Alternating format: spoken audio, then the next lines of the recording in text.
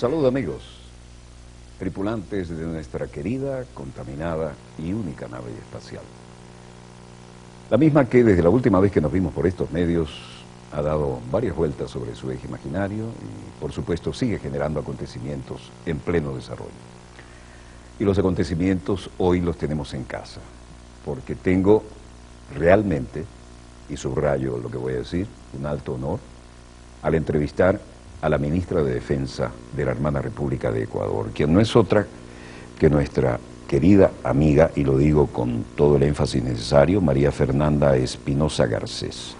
Tiene un currículum que a primera vista luce sanamente envidiable, ¿no? Porque a uno lo educaron pensando que hay que imitar las virtudes. Pero si hacemos justicia a este currículum se nos va a ir buena parte del programa. Someramente voy a decir embajadora de Ecuador en las Naciones Unidas, ministra de Relaciones Exteriores, Comercio e Integración, asesora especial del presidente de la Asamblea Constituyente de Ecuador, Alberto Acosta, 2008, candidata al PhD en Geografía Ambiental de la Universidad de Rutgers, New Jersey, un masterado, como decimos en castellano, en Ciencias Sociales y Estudios Amazónicos, posee un posgrado en Antropología, Ciencias Políticas de la Facultad de Ciencias Sociales, Flaxo, en Quito, así como una licenciatura en Lingüística Aplicada de la Universidad Católica de Ecuador. Realizó también estudios de postdoctorado en el Centro de Análisis Crítico y Cultura Contemporánea.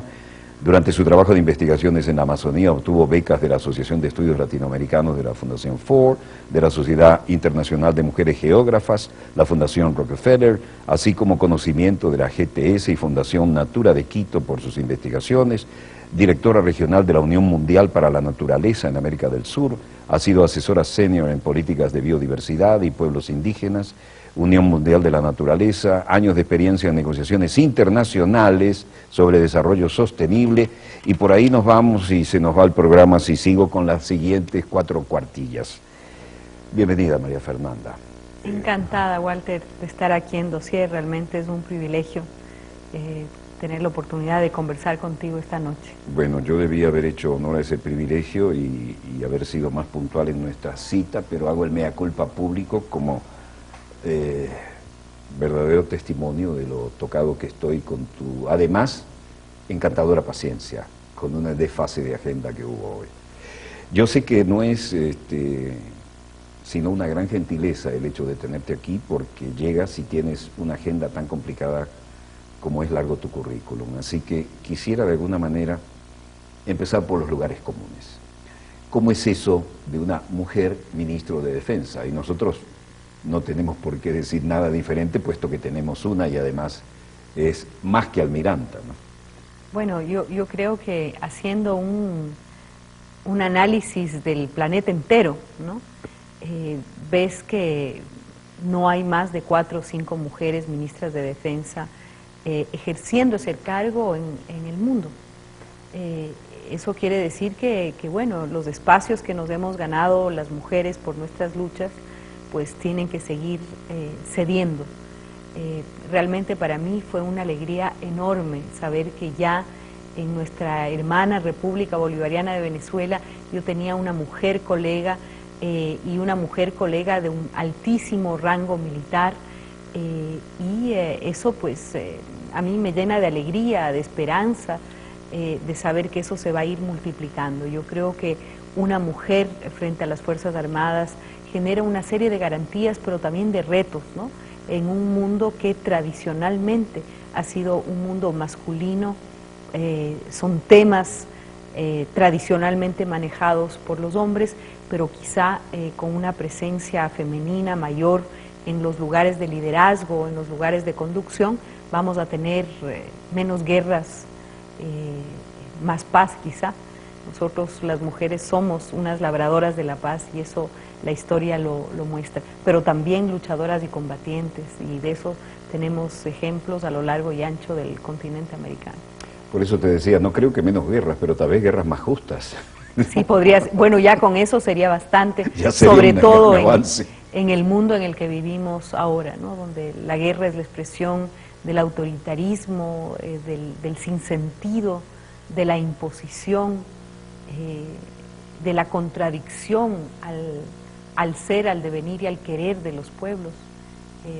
Estamos viviendo en un mundo realmente, yo diría, sin sentido, ¿no? Hablando desde el punto de vista geopolítico y de las actuales intervenciones militares que vivimos en pleno siglo XXI. Claro, el problema es que ahora se rompió el paradigma de que los que ganamos las guerras escribían la historia. Ahora en todos lados hay una cámara, una conexión satelital directa o con la debida espera, pero llegan. Y aquellos cuentos de los corresponsales de guerra, como el enviado del Times de Londres a la guerra de Crimea, donde ya tampoco les gustaba lo que decía el periodista, ¿no? Así que estuvo a punto de aquello de las noticias son malas, maten al mensajero, ¿no? Pero ahora tenemos un mundo interconectado vía satélite y entonces es muy difícil mantener una mentira de valor estratégico, no digamos táctico, pero de valor estratégico durante mucho tiempo, ¿no? Así es, bueno, los pueblos sabrán juzgar la sabiduría popular, la opinión pública, pues tienes toda la razón. Ahora podemos tener diferentes versiones de la historia y sopesar, ¿no? Y sobre todo mirar con ojo crítico aquellas versiones de la historia que son producidas por los poderosos, por los que hacen de la guerra y de la intervención militar un negocio. Ciertamente, y de los lobbies más poderosos, a mí me tocó estudiar el papel de los lobbies en la toma de decisiones en la política exterior de Estados Unidos, en la escuela Fletcher, en la escuela de los Kennedy, pero tú te das cuenta que el lobby es tan poderoso que hay dos lobbies que no aparecen en el pensum, el lobby pro-israelí y el lobby del aparato tecnológico militar industrial. Hasta lo borraron del pensum, imagínate tú. Ahora, tú te enfrentas con la consabida preparación intelectual, ética, moral que tienes a un cargo de, es un lugar común decir, de enorme responsabilidad, ¿no? Pero se han roto los paradigmas, porque aquí, después del comandante eterno, que hoy recordamos y no terminamos de hacer el duelo, la mujer adquirió un papel protagonista en todos los órdenes de la vida, pero en las Fuerzas Armadas había que romper duramente el paradigma, ya se venía rompiendo, ¿no? Eso es cierto. Pero llegar al Ministerio de la Defensa y poder decir que dos repúblicas tan hermanas, no solo en los conflictos solidarios, sino hasta en las historias de amor de nuestros próceres, están en el mismo nivel. ¿Y cómo fue recibido eso en tu ámbito? Bueno, en el caso de nuestro gobierno, no es la primera vez. Yo soy la tercera mujer civil que ejerce la responsabilidad del Ministerio de Defensa. Recordarán que tuvimos a nuestra gran compañera Guadalupe Larriba, la primera ministra de Defensa, que dolorosamente no pudo ejercer por un accidente que le costó la vida. Luego estuvo Lorena Escudero. Tuve el lamentable privilegio de dar como primicia ese accidente, ¿no? Sí, ¿Y Escudero?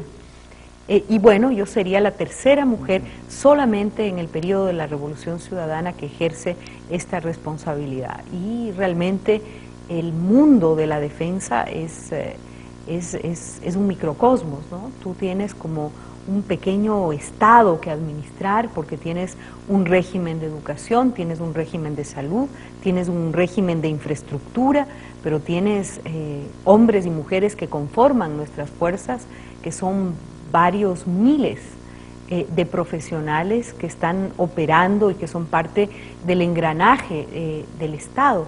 Entonces te tienes que preocupar desde por la vivienda fiscal hasta por los, como decía, por las escuelas, por los hospitales, por la formación de nuestros hombres y mujeres militares, por los temas de equidad de género al interior de las fuerzas. Yo creo que Venezuela, por la decisión de nuestro querido comandante Chávez, pues avanzó muchísimo. Pero fíjate que en las Fuerzas Armadas ecuatorianas no llegamos ni al 3% de miembros femeninos en nuestras fuerzas. ¿No parece proporcionado a la cantidad de ministros de defensa que tuvieron, ¿no? Sí, no, es totalmente asimétrico, si quieres, pero yo creo que estamos rompiendo las cadenas. Las mujeres militares están demostrando su gran capacidad como estrategas, como profesionales de arma, porque también lo que se estilaba era que las mujeres militares eran las mujeres de escritorio, las mujeres profesionales, las médicas, las abogadas, pero las mujeres con capacitación directa militar, las mujeres de arma, era algo mucho menos frecuente, y ahora vemos que hay un engranaje que nos va a permitir no tan bien como lo ha hecho Venezuela, pero digamos que en algunos años ya poder contar con mujeres almirantes y con mujeres generalas, como fue nuestra gran generala Manuela Sáenz. Manuela Sáenz es un personaje permanente en Venezuela y la reivindicó sobre todo nuestro comandante eterno, hablando de su relación y su manera incluso de salvarle la vida, ¿por qué no?, a Simón Bolívar. Bueno, y Manuela, cuando se piensa en las mujeres, en la historia de las batallas, en las historias militares, las mujeres normalmente son vistas como aquellas que acompañan, ¿no? Aquellas que están en la sombra, aquellas, en el caso de Manuela Sáenz, tienes a una mujer de combate, a una mujer participando directamente en las batallas, comandando al ejército independentista, ella misma. Y cuando uno ve la correspondencia, las cartas de Manuela, ella era una estratega militar por sobre todo. Evidentemente que el amor iluminaba esa lucha por la independencia, pero el rol de Manuela fue un rol determinante en las guerras de independencia. Y sin su ayuda en un momento crítico hubiera cambiado la historia, porque hubiera caído el Libertador en manos de los enemigos. Así es. Y realmente yo creo que somos herederas de esa gran luz que dejó la generala Manuela Sáenz, y tenemos ese compromiso doble de hacer que nuestras fuerzas tengan la presencia permanente de mujeres profesionales y valerosas como fue Manuela Sáenz. Eso nos lleva al sentido reivindicado en buena hora de la patria grande latinoamericana y caribeña, ¿no? Y en ese sentido, ¿cómo ves tú desde tu privilegiado y difícil cargo el hecho de integrar doctrinas, integrar espíritu de cuerpo más allá de fronteras en una causa común, integrarnos, por ejemplo, a UNASUR y a una defensa también de esta área? ¿Qué se ha avanzado? Bueno, yo creo que hemos avanzado mucho. La propia creación del Consejo de Defensa Suramericano creo que fue un hito además que preocupó a los poderes y a los poderosos del mundo, ¿no? ¿Qué es el Consejo de Defensa Suramericano? Es bueno que tú seas, con tu característica capacidad pedagógica, quien lo explique aquí, porque hay mucha gente que no lo tiene claro, ¿no? Bueno, primero que en la organización de UNASUR, ¿no?, existen varios consejos sobre distintos temas que ameritan coordinar política pública, intercambiar buenas experiencias, compartir proyectos, programas y hacerlos regionales, ¿no? En el caso del Consejo de Defensa Suramericano, igual tenemos consejos de ciencia y tecnología, consejos de salud, consejos de infraestructura, y el Consejo de Defensa se ha concentrado en varios temas, pero fundamentalmente en coordinar la política pública de defensa, en coordinar doctrina de la defensa que priorice el interés y una mirada geopolítica suramericana. A mí me parece que es fundamental una doctrina común. Y revisar los manuales que nos habían impuesto. Por supuesto, y bueno, ese es el trabajo que se está haciendo. Por citar un ejemplo, el Consejo de Defensa Suramericano, el Centro de Estudios Estratégicos del Consejo, que tiene base en Buenos Aires, trabaja por una unificación de cuentas de la inversión que hacemos en materia militar los países, en los medios que tenemos y cómo potenciarlos a nivel regional. El Ecuador ha propuesto la creación de la Escuela Suramericana de Defensa, ojalá con sede en Quito para articularse a la gran sede que se está construyendo en Quito para UNASUR, con el fin precisamente de ser un pivote de coordinación de las capacidades de información militar que tiene nuestra región. No podía estar mejor ubicada, claro, que ahí en el centro, exacto, en el plano ecuatorial. La idea es intercambiar conocimientos, intercambiar saber hacer, tener una suerte de coordinación regional. Por ejemplo, quién sabe que en este momento más de 20 oficiales venezolanos se están formando en el Ecuador, que hay varios oficiales ecuatorianos que se están formando en Venezuela, y tenemos gente, profesionales militares que se están formando en todos los países de la región prácticamente, en Brasil, en Argentina, en Chile. Cada país además su formación, y también esta Escuela Suramericana de Defensa, la idea es que articule formación para civiles y militares en materia de defensa, porque también ahora la defensa es un bien público, no olvidemos, y como bien público tiene que generar capacidades, reflexión propia, paradigmas propios de acuerdo a la mirada de la región, ¿no? Pero tanto en el mundo militar como en el mundo civil. Hay veces donde vemos la escasez de civiles especializados en temas de defensa y en temas militares. Así es que tantas veces las decisiones que afectan a las fuerzas así es, y a la seguridad nacional y a la soberanía caen en manos de esos civiles que no manejan el tema cuando eso está íntimamente imbricado.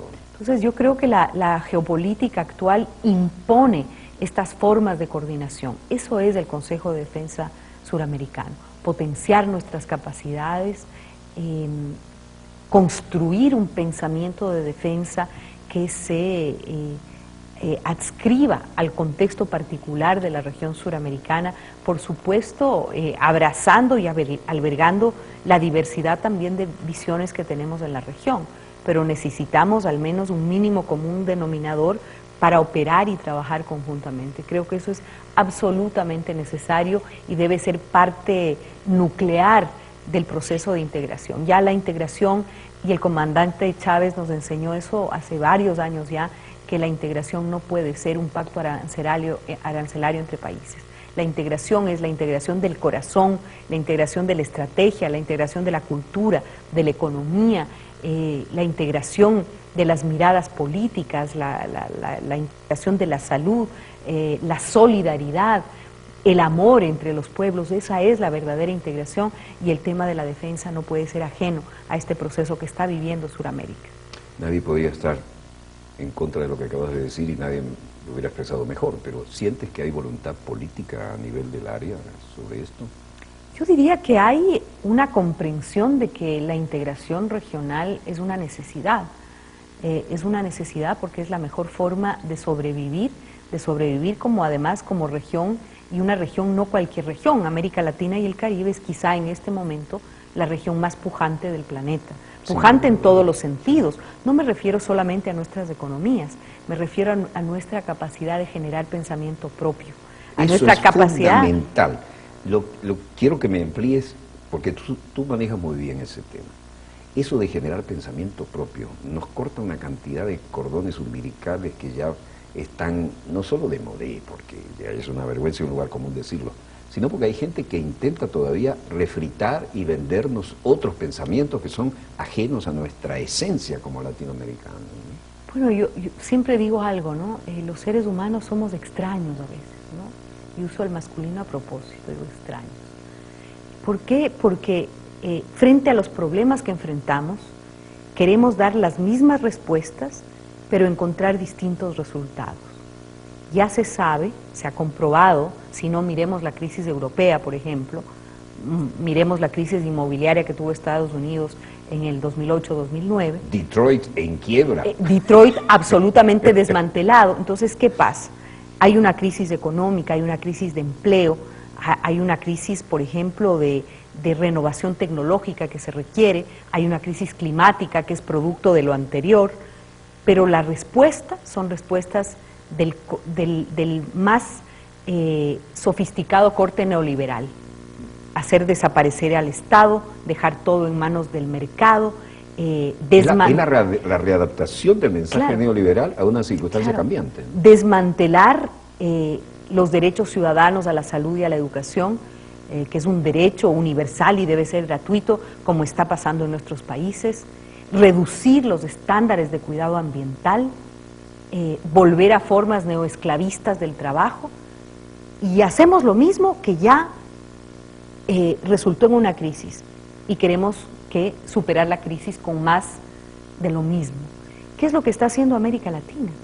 Está generando nuevas formas de organización social, nuevas formas de economía, le ha vuelto a dar espesor e importancia al Estado como un ente regulador entre capital y trabajo, entre capital, naturaleza y trabajo, diría yo, ¿no? Está volviendo a planificar con prolijidad, está garantizando los derechos Qué ciudadanos. importante lo que dijiste, ¿no? Planificar con prolijidad. Por supuesto, porque antes se pensaba que había un ente abstracto que se llamaba el mercado, que era el que sustituía la planificación, pero ya entendimos que no era así, y que el rol y la función del Estado son fundamentales, que la planificación es central, que hacer que la inversión pública es fundamental para dinamizar la economía, que el derecho de los seres humanos a una salud y a una educación de calidad, universal y gratuita, son absolutamente derechos irrenunciables y que no se puede privatizar el derecho a la salud. Esas cosas que en América Latina las hemos comprendido y además hemos interpelado a las recetas de las instituciones de Bretton Woods. Nos hemos rebelado contra el consenso de Washington, que fue un consenso entre los poderosos que excluyó nuestra opinión. Y estamos construyendo sociedades posibles, sociedades diferentes, sociedades que han recuperado su derecho a soñar, su derecho a la esperanza. Y, es decir, hagamos una comparación básica entre lo que está pasando en esos desgastados modelos del norte y esos modelos innovadores, distintos, que se están repensando desde el sur, desde América Latina. Y la CELAC es también una gran avenida para poder juntar esa capacidad creadora y creativa de América Latina. Y los temas de seguridad y defensa están al centro de eso, porque el rol de nuestras Fuerzas Armadas en el continente, en América Latina, en Sudamérica, es un rol insustituible, magnífico, pero también más exigente, porque tenemos que ejercer, y lo digo como Fuerzas Armadas, un rol que tiene que ver con el apoyo al desarrollo, con los cambios de matriz productiva, con la ciencia y la tecnología, con la atención humanitaria, con mirarse las Fuerzas Armadas hacia adentro y operar, como dice nuestra Constitución, como protectores de los derechos y garantías ciudadanas. Entonces, mira el gran trabajo que tenemos por delante. Hemos logrado muchos avances en el sentido de que ahora las Fuerzas Armadas, y lo digo con mucho orgullo, porque sé que compartimos este sentimiento y esta realidad, no hay dicotomía, Fuerzas Armadas por un lado, pueblo por otro. Ahora son Fuerzas Armadas que son el pueblo en uniforme, y es el hombre que ingresa y tiene toda la academia por delante. No es el hombre de la simple acción, sin ideología, sin valores, o con valores pero de una manera un poco más tosca, pero las Fuerzas Armadas en un país como los nuestros, y tú lo has dicho con mucha elegancia, tienen que cumplir mucho más roles que el específico de la defensa. Tienen que estar implicadas en toda la vida de la sociedad, y es un corte vertical en ese sentido, ¿no? No son una casta horizontal, ¿no?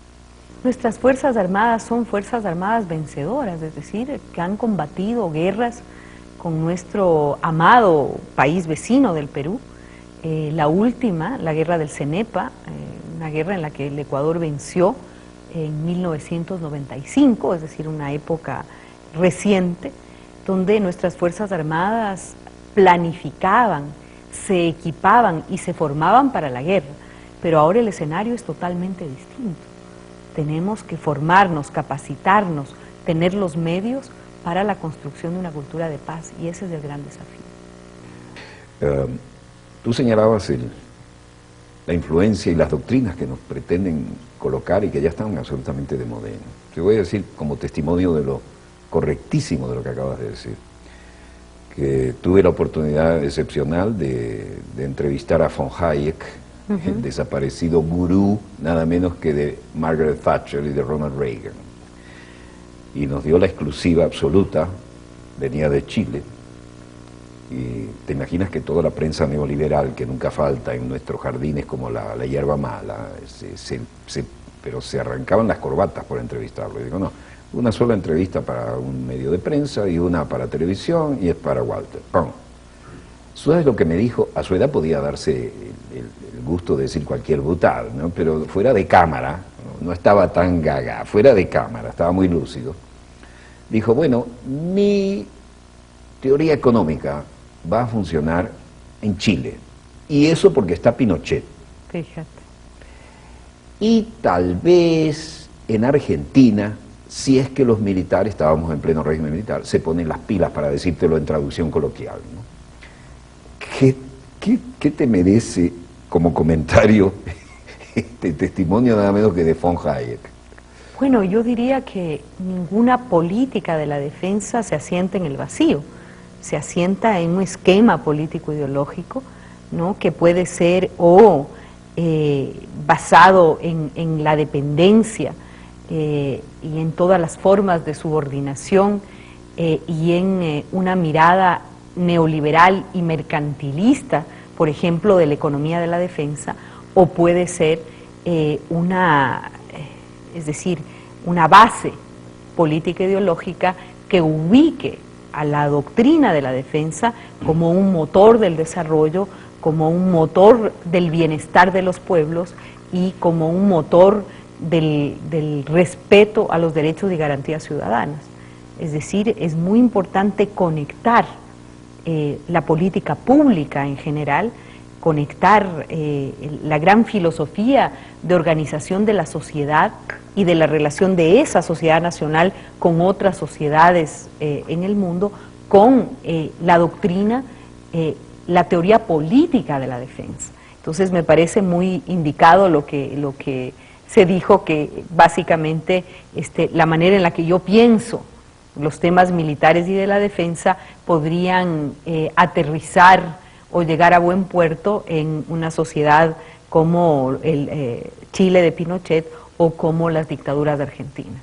Ahora en América Latina, ventajosamente nuestros pueblos están de pie, estamos construyendo sociedades diferentes, formas de relacionamiento diferentes, por lo tanto nuestra doctrina de la defensa tiene que estar acorde a los tiempos y a las formas de hermanamiento e integración que caracterizan a nuestra región.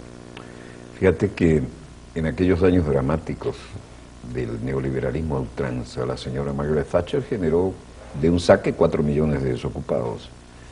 Y los militares argentinos que tenían esa papa caliente en las manos, y cuando desde niñitos se les enseña a todo el mundo las Malvinas son argentinas y las vamos a recuperar, por supuesto. No siempre enseñan que las Malvinas dependían de la Capitanía de Montevideo, pero...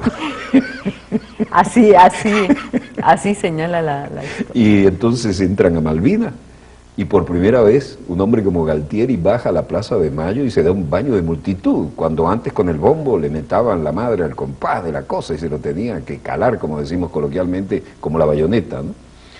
Y en ese momento Margaret Thatcher logra la reelección. Fíjate cómo se juega en esas potencias venidas a menos. El espíritu nacionalista, la defensa de la soberanía territorial, pero fíjate ahora lo distinto que es el escenario regional. Por una parte, yo creo que hay una conciencia plena, sobre todo en el alto mando militar en Ecuador. Sabemos que nuestra batalla principal, que nuestro combate principal es la erradicación de la pobreza y la desigualdad. Y ahí es como nuestras fuerzas militares se preparan para conectar en el apoyo al desarrollo, para tener, por ejemplo, industrias de la defensa que sean pioneras o estén a la vanguardia de la innovación científico-tecnológica, de la capacidad de hacer y de crear por nosotros mismos en alianza con los países hermanos. Cómo aportamos, por ejemplo, en las grandes cruzadas humanitarias, como nuestro programa Manuel Espejo, en favor de los discapacitados del Ecuador. ¿Cómo es ese engranaje? Hemos sido testigos del caso Manuel Claro, Espejo, entonces, y nos parece... Pero ¿quiénes están detrás de esa cruzada nacional? Son miembros de nuestras Fuerzas Armadas. ¿Quién está detrás, por ejemplo, de toda la atención en desastres naturales? ¿Quiénes son los más capacitados, los que saben realmente actuar en situaciones de riesgo? Nuestras Fuerzas Armadas. Frente a la crisis climática que tiene ahora el planeta, todos somos víctimas de inundaciones, de deslaves, de procesos de sequía, de tantas cosas que les están pasando a nuestros países por efectos del cambio climático, que nosotros no lo creamos, sino son los países industrializados del norte los que más aportan a este flagelo, que es una de las más agudas razones de inseguridad planetaria en este momento. Ese engranaje también lo prestan nuestras Fuerzas Armadas, es decir, como te digo, el empleo de nuestras fuerzas ahora es para la paz, ahora es para el bienestar ciudadano, es para salvar vidas y no para matar. O sea, es una concepción totalmente diferente de lo que es el rol de Fuerzas Armadas. Hay países donde normalmente no ocurre grandes cosas, pero en nuestros países ocurre de todo. Y todo el tiempo. Es impensable sin las Fuerzas Armadas.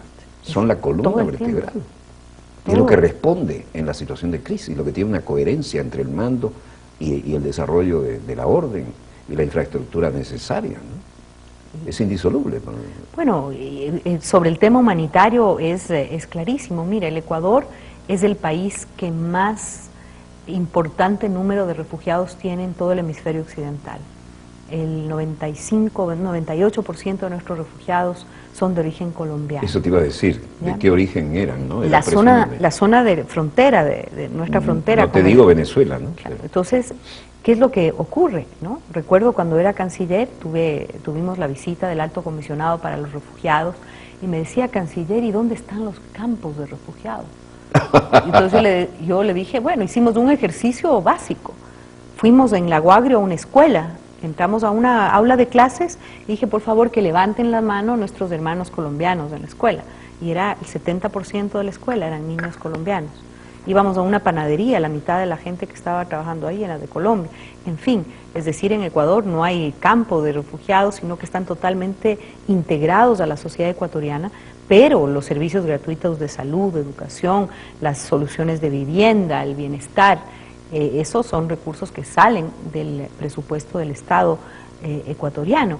Pero cuando hay flujos por presiones que se generan en Colombia, por cualquier situación, quienes atienden a los refugiados, quienes se han especializado en derecho internacional humanitario, son nuestras Fuerzas Armadas también. Evidentemente que cumplimos un rol puramente de salvaguarda de nuestra soberanía territorial en la zona fronteriza, pero ahora hemos aprendido que la palabra soberanía, es decir, se conjuga de otra manera. Soberanía territorial sí es la misión fundamental de nuestras Fuerzas Armadas, pero estamos trabajando en los temas de soberanía ecológica, en los temas de soberanía alimentaria, de soberanía energética, y ese engranaje es ofrecido por nuestros miembros, hombres y mujeres de las Fuerzas Armadas de Ecuador. ¿Y cómo te devolvieron el cumplido los colombianos, bombardeándote el territorio para atacar su guerrilla? ¿Cómo quedó esa herida en el costado? Tú hablas del evento del 2008, ¿no? Sí, con el doctor Barito. Entonces, que ahora no puede aparecer en ninguna universidad porque lo declaran non grato, ya no solo los estudiantes, sino el cuerpo académico, ¿no? Bueno, yo creo que es algo que le enseñó al Ecuador, que le enseñó que necesitábamos de estar más pendientes, que necesitábamos de estar más alerta, pero también yo pienso que le enseñó a Colombia en el sentido de saber que el Ecuador no es un país al que se le puede tratar de ninguna otra manera que sea con amor, con respeto a su soberanía, con respeto a la historia. Y yo creo que nos enseñó mucho, porque somos países hermanos, países vecinos. Y yo diría que un evento como lo de Angostura no puede volver a ocurrir. Primero, además, porque hubo un frente común de la región defendiendo el interés de los ecuatorianos, el no interés te cuento la indignación que había aquí. de la soberanía, la defensa de la soberanía de nuestro país. Es decir, hubo un cerrar de filas de los países de la región. Recordemos, si no, la reunión del Grupo de Río, las reuniones que se ventilaban en OEA, la respuesta de UNASUR, y yo creo que Colombia lo comprendió muy bien. Tan es así que nuestras relaciones con Colombia ahora son de primer nivel.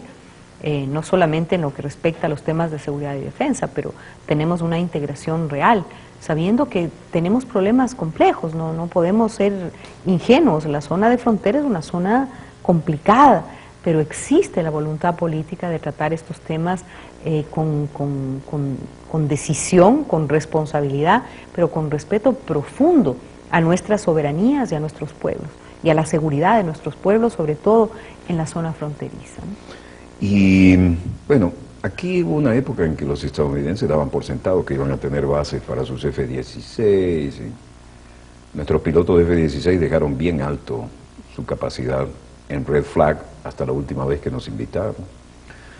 Y como le dijimos que no, entonces se la llevaron a las Antillas holandesas, que las tenemos al norte franco, ¿no?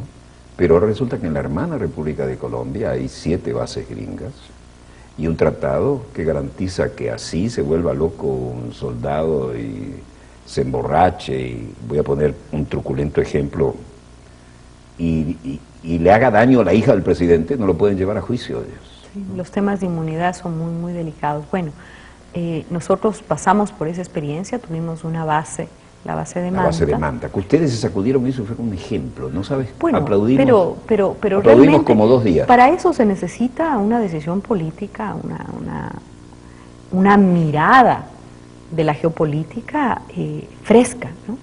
Uno de los compromisos de campaña del entonces candidato Rafael Correa fue la no renovación de nuestro convenio para la base de Manta. Y como canciller tuve el orgullo de asumir esa responsabilidad y de llevarlo a la práctica. Nadie mejor que tú para hablarnos de eso, a ver si alguien entiende cómo se hace eso. Y efectivamente las presiones fueron muchísimas. Y además los sectores empresariales que en esa época no habían comprendido de que se abría el futuro para el Ecuador y que si estábamos trabajando por una economía redistributiva, por fomentar la producción nacional, iba solamente en beneficio incluso del sector privado. Ellos tenían miedo porque decían, nos van a quitar las preferencias arancelarias, nos van a castigar, es que cuidado, y todo el mundo con mucho nerviosismo, pero ahí es cuando tienen que primar los principios, el interés nacional, la dignidad de un pueblo, y esa decisión la tomó el presidente, y además fue un compromiso de campaña de él que teníamos que honrar cueste lo que cueste, y ahora nuestra Constitución establece que somos un país libre de bases militares extranjeras, es un mandato constitucional, y esa Constitución, como sabemos, fue escrita con el corazón, la cabeza y las manos del pueblo ecuatoriano. Así es que eso no puede ser traicionado. No, incluso hace poco, cuando hubo un problema con los aranceles, el presidente dijo, tomen esa cantidad de aranceles que nos van a privar a nosotros y se las donamos para que hagan cursitos de derechos humanos en su propia gente. Se refería precisamente a las preferencias arancelarias que teníamos, ¿no? Al ATPDA, al famoso ATPDA. Pero hay que recordar, ¿no? La discusión. El viejo tratamiento de la zanahoria y el garrote, pero están viviendo en el siglo de las cañoneras estos tipos. Pero hay que recordar, esas eran preferencias arancelarias que se les entregaba a los países que tenían que enfrentar el gran costo que implica el combate al narcotráfico. Cuando el gran consumidor de drogas es Estados Unidos en el mundo. Pero eso Estados Unidos lo comprendía bien y sabía que tenía que generar flexibilidad en sus instrumentos comerciales para permitir que nuestros países puedan invertir, como ocurre ahora, cada vez más, en combatir un flagelo cuyo origen no es responsabilidad directa nuestra. Y como teníamos que invertir, y lo seguimos haciendo, tantos recursos del pueblo ecuatoriano, en nuestro caso, para combatir el narcotráfico, un mecanismo mínimo, marginal de compensación eran esas preferencias arancelarias, pero siempre estaban siendo sujetas a un chantaje, hasta que el presidente, con la mayor dignidad y la mayor soberanía, dijo, suficiente, no queremos más las preferencias arancelarias, es más, esos millones que implica para la economía ecuatoriana esas preferencias arancelarias, se las vamos a entregar a los Estados Unidos para que exista una mejor formación en temas de derechos humanos, para que las ejecuciones que se realizan en ese país de manera extrajudicial o lo que pasa en la cárcel de Guantánamo, pues se supere con una mayor capacitación.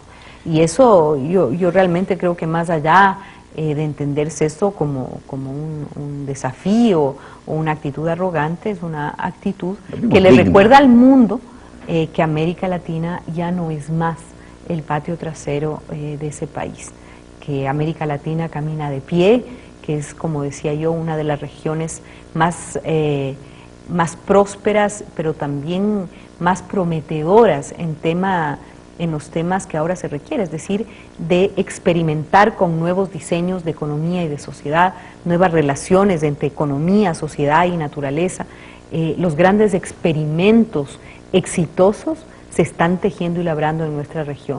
Además con una vitalidad que realmente hacía tiempo que necesitábamos ver. Claro, ¿no? y lo hacemos importante, sinergia además. Y lo importante es saber que las recetas del pasado ya no funcionan más, y que es incomprensible Hay ver cómo hay se medios de insiste. comunicación que intenta Claro, refritarla, y esto ¿no? funciona, y digamos el mandato de la banca multilateral, eso es lo que hay que seguir, y el Banco Mundial nos dice esto, y el Fondo Monetario Internacional nos dice aquello, entonces esto es lo que hay que hacer. Por eso es quizá esa crisis tan profunda y tan agobiante que están sufriendo los pobres, los desempleados y los excluidos de muchos países europeos. Yo creo que Incluso aquellos que nos llamaban sudacas, ¿no? bueno, esos países. Ahora tenemos que decir, por ejemplo, que el Ecuador se está beneficiando de la llegada de muchos hermanos y hermanas españolas profesionales para trabajar en nuestras escuelas, en nuestros hospitales, que nos están apoyando en el mejoramiento de los servicios públicos, del ejercicio de los derechos ciudadanos, sobre la seguridad social, en fin. Bienvenidos sean. El mundo está cambiando. Yo, en algún poema mío dice, el mundo al revés como debe ser. Ahora estamos viviendo el mundo al revés como debe ser. Antes de que entremos a tu fase de la producción poética, que es no solo espectacularmente bella, sino que además es amplísima, ¿no? No siempre van juntas, la calidad y la cantidad, pero tú has logrado romper los paradigmas, ¿no? Hay que recordar que todavía en el cruel plano de la geopolítica, ¿no? Invaden Afganistán y ahora producen más opio que nunca. Meten 7 bases en Colombia, el derecho a usar todas las demás, porque no nos engañemos, que hay cláusulas que no han sido publicitadas. Y Colombia sigue siendo el primer productor de cocaína del mundo y Estados Unidos el primer consumidor de drogas del mundo. ¿Cómo nos movemos en ese escenario? Bueno, yo diría que el problema de las drogas es tremendo, porque ya tantos mandatarios, pero es un problema de líderes seguridad nacional, mundial, entra en la cartera de defensa. por supuesto, y nosotros ponemos mucha energía, mucho empleo de nuestras fuerzas en el combate al narcotráfico. Y distraemos Por dinero que supuesto. debieran ser mejor empleados. Y el día de ayer sale una noticia de la erradicación de una plantación de amapola que se encontró en el Ecuador, en alguna provincia del centro norte de la sierra ecuatoriana. Pero si seguimos tratando esto como un tema de crimen y castigo a ciertos países, para poner a unos en la lista roja, a otros, o sea, estos temas deben ser tratados como temas de salud pública, llegar a acuerdos, y el presidente Mujica lo ha dicho y lo ha repetido, hay que entrar en un proceso progresivo de legalización del consumo, tratar este asunto como un tema de salud pública, normar los temas de calidad, generar sistemas de apoyo y acompañamiento, ¿no? Y desacralizar el tema del tráfico, porque en ese momento los precios seguramente bajarán, no será ya el negocio más rentable, ¿no? Y se podrá tratar esto de la manera en la que tiene que ser tratado, y sobre todo con una mirada muy puesta en el ojo del consumo, más que en el ojo de la producción, que es lo que nos ha venido pasando. Aquí se necesita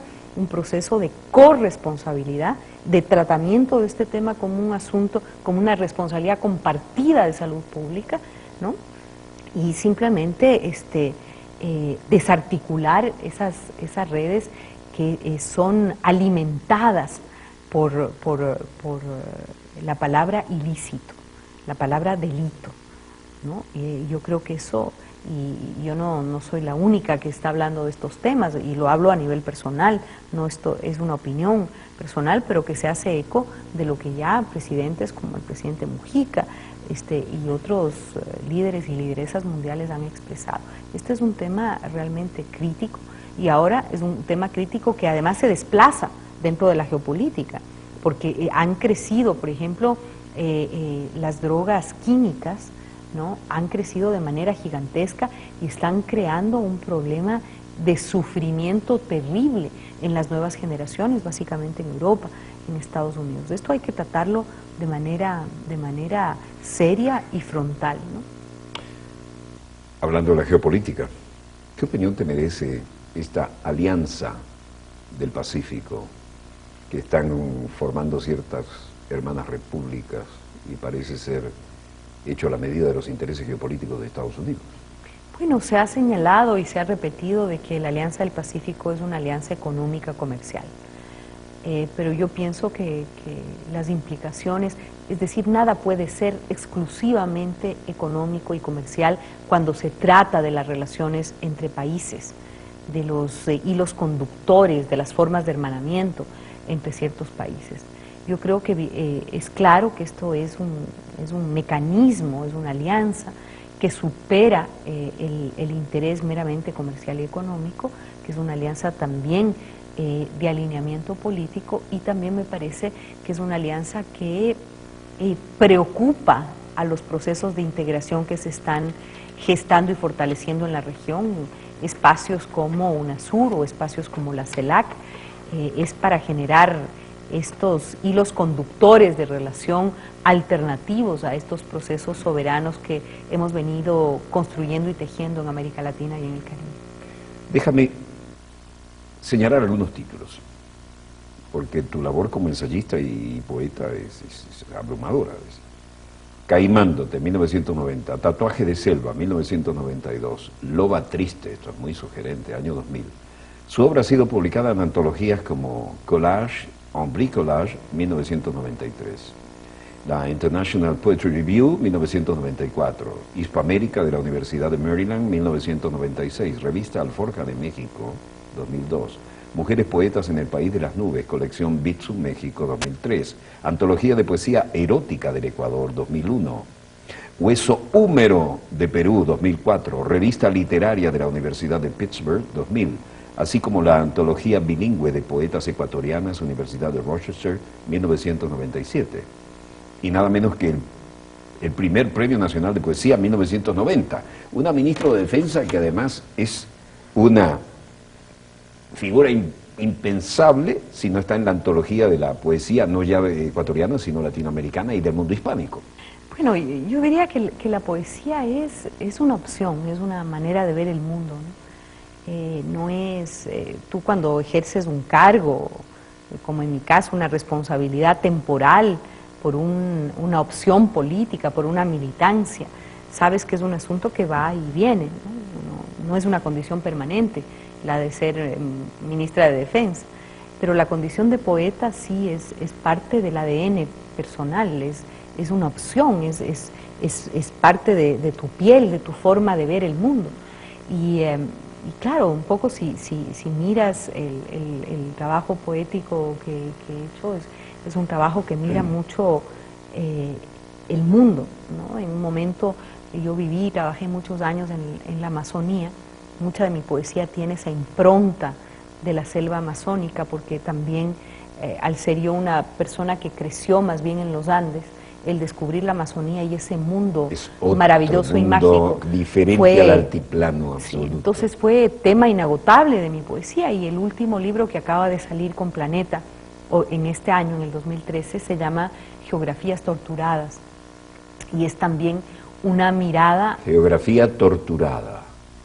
En plural, son geografías torturadas. Geografías torturadas. Entonces, es una especie de recopilación de viajes, es como un gran cuaderno de postales donde está desde Petra hasta varios países del África. Son notas que me han acompañado muchos años en mi condición de nómada, pero cuando tú ves el mundo con una mirada de poeta, lo ves distinto, ¿no? Puedes hacer un contraste mayor entre la luz y las sombras, entre la maravillosa diversidad del planeta y de sus sociedades, pero a la vez el sufrimiento, el abuso, el sojuzgamiento, la discriminación, esa herencia que subyace en tantos lugares del sur, que es esa herencia colonial terrible, porque la colonialidad no se ha terminado. Seguimos luchando por un proceso verdadero de descolonización. Hay readaptaciones. Entonces, bueno, yo soy como muchos y muchas poetas en el mundo nuestro, pues una poeta que huye de la contemplación, del parnasianismo, de las manos limpias. Yo soy una poeta del lodo, una poeta que escribe en función del sufrimiento y del latir del mundo y de la gente. no me hago a la idea de cómo eran esos poetas en una torre, mirando a la distancia y escribiendo. Lo que bien definiste como el parnasianismo y que además Exacto. te caracteriza porque no se puede ser de otra manera siendo latinoamericano. Entonces, ¿no? es una poesía buena o mala, eso ya no estoy para juzgar, pues pero es una poesía... Debe ser muy mala porque no dejas de publicar. Es una poesía, ya digo, que se nutre del sudor de la gente, del sufrimiento, del amor, de la belleza, de la fealdad del mundo también. Y eso lo ves como una constante desde mi primer trabajo hasta lo que acaba de salir hace poquitos meses, ¿no? Así es que, como digo, eso poeta voy a ser siempre. No sé cuánto más sea ministra de la Defensa. Espero que pueda acompañar al presidente en este desafío el tiempo que él crea necesario, pero esa condición y la literatura es la forma más hermosa de la realidad, es la dignificación de la palabra, es fundamental para cualquier cosa que hagamos. Si somos ingenieros eléctricos, o periodistas, o combatientes, o militares, la literatura y la poesía, yo pienso que es esa flor, ese halo espiritual, esa luz que puede iluminar todo, ¿no? Y construye una realidad que quizá esa sea la verdadera, la realidad que entrega y construye la literatura, quizá esa sea. Estoy, como cada vez que tengo tiempo de conversar contigo, agradecidísimo, enriquecido y motivo aparte para agradecimiento, esto que me acabas de entregar, que me parece fundamental. Cartas del general Eloy Alfaro. Y además hay facsímiles, esto es algo extraordinario. Nos queda menos de un minuto, ¿puedes indicarnos por qué? Bueno, esto es una recopilación que hace el Ministerio de Defensa del Ecuador. Esta es una recopilación de toda la correspondencia emitida desde el pensamiento de Alfaro en el periodo 1902-1911. Y aquí está consignada quizá toda la filosofía alfarista. La revolución alfarista fue realmente un hito en la historia libertaria del Ecuador y yo diría de América, porque sí, Alfaro fue un internacionalista. Chávez lo citaba permanentemente. Él combatió desde por la independencia de Cuba hasta por los procesos de reivindicación de la dignidad y la libertad de América Latina en los países centroamericanos, en República Dominicana, en Panamá, en todos. Es decir, fue realmente uno de los pensadores integracionistas libertarios más importantes de nuestra América Latina. No tenemos ningún ambaje en decir que nuestra revolución ciudadana en Ecuador tiene el corazón alfarista, así es que este es un regalo para ti, porque estoy segura que eso también iluminará pues tus espacios de creación y tus reflexiones que se nos trae todos los días aquí en 200. No hay duda que iluminará muchas noches, porque como soy noctámbulo, con un banquete de esta naturaleza me voy a quedar aquí enganchadísimo, ¿no?